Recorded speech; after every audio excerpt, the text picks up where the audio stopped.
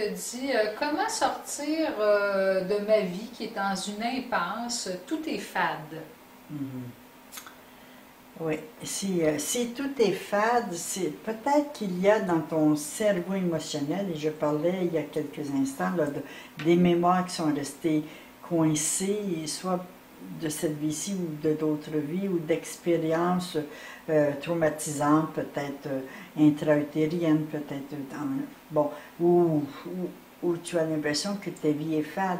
Alors là, bien entendu, que ça te prendrait probablement un soin que je pourrais t'aider, mais là, je ne peux pas le faire comme ça parce que ça demande une attention toute particulière aux raisons pour lesquelles tu trouves ta vie fade, comme d'autres personnes, aux raisons pour lesquelles ils se trouvent dans une impasse, toujours la sensation que c'est bon.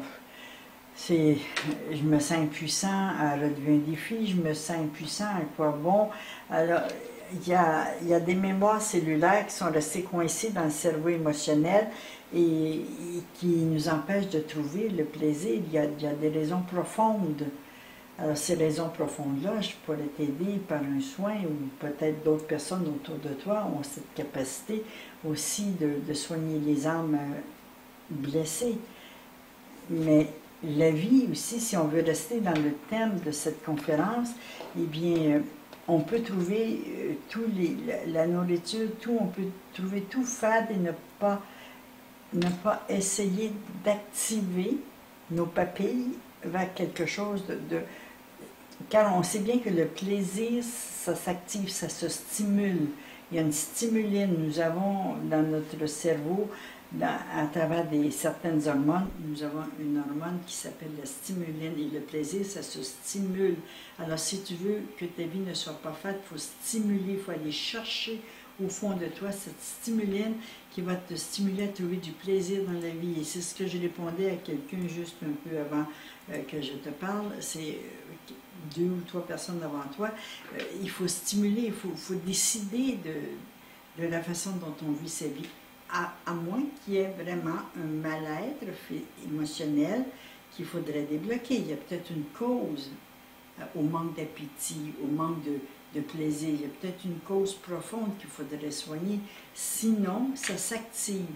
Alors, le plaisir sexuel, le plaisir des sens, le plaisir de la vie, le plaisir de la réussite, ça se stimule. Et c'est par un choix, une décision de stimuler le plaisir ou de se laisser mourir par juste indifférence à la vie, à moins qu'il y ait vraiment un mal-être, un malaise. Et moi, je suis convaincue que dans ton cas, ça vient d'un mal-être profond qu'il faudrait faire attention et soigner pour que tu puisses arriver à stimuler le plaisir dans ta vie.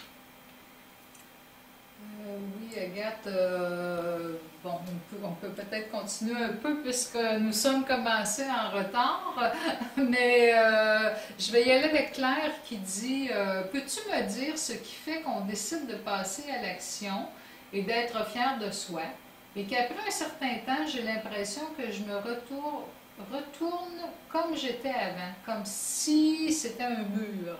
Oui, c'est comme si on retourne sur ces vieux schémas, ces vieilles attitudes, ces vieilles pantoufles, sur ces vieilles rails. On se laisse tomber. On arrête de décider d'être vigilant avec soi-même et de stimuler le plaisir, de stimuler la satisfaction de soi.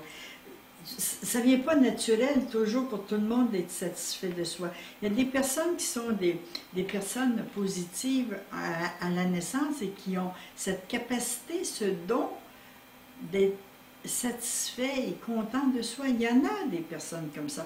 Malheureusement, il y a d'autres personnes qui ont besoin de stimuler, de prendre le temps de stimuler le plaisir, de prendre le temps de stimuler les papilles, de prendre le temps de stimuler son plaisir sensuel, sexuel, de stimuler la vie, de rebâtir sa confiance en soi, son estime de soi. Ça dépend comment on est fait à l'intérieur de nous. Alors, quand on voit qu'on perd cette stimulation, qu'on ne se stimule plus, eh bien, il faut y revenir et retrouver des raisons pour lesquelles on peut être satisfait de soi. Ce n'est pas naturel pour tout le monde. Alors c'est pour ça que cette conférence est si importante.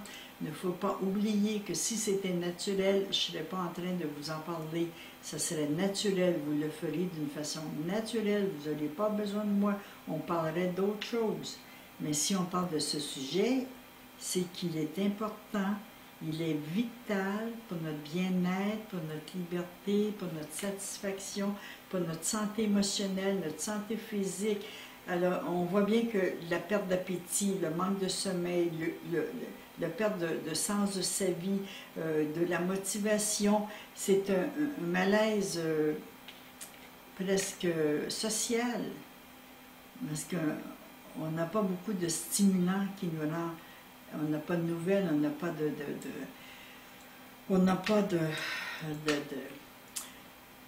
de modèle, de personnes à suivre qui peut nous stimuler. Alors, on doit trouver notre stimulation à l'intérieur de nous et se trouver des raisons pour être satisfait de soi. C'est à nous à stimuler. Ça fait partie de notre responsabilité pour bien vivre notre vie. Alors, si on perd cette stimulation, il faut la remettre en action, il faut la réactiver.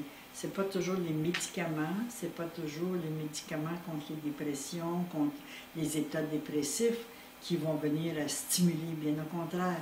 Alors, peut-être essayer de stimuler avant d'être obligé de vivre accro à des médicaments. Oui, Agathe, peut-être il est déjà 16h08, donc le calendrier, le mois prochain. Oui. Là, je pense qu'on va entrer dans ce qui est plus...